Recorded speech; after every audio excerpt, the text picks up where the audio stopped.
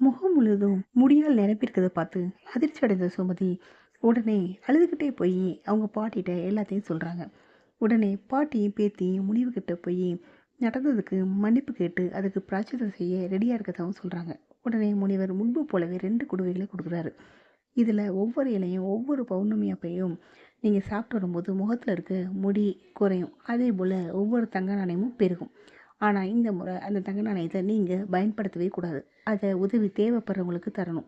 அப்போ தான் உங்களோட தப்புக்கு அது சரியான பிராயச்சித்தமாகவும் இருக்கும், உங்களோட முடியும் குறையும் அப்படின்னு சொல்லி அவங்கள அனுப்பி விடுறாரு. 2 பேருமே ரொம்ப நன்றி சாமின்னு சொல்லிட்டு வீட்டுக்கு சந்தோஷமாக கிளம்புறாங்க. இந்த கதை பிடிச்சிருக்கா? அடுத்து சூப்பர் விடுகதை வெயிட்டிங்கில் இருக்குது.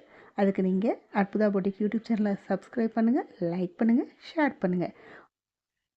உங்கள் ஆர்டர்ஸ்க்கு ஸ்க்ரீனில் இருக்க வாட்ஸ்அப் நம்பருக்கு கான்டாக்ட் பண்ணுங்கள். தேங்க்யூ.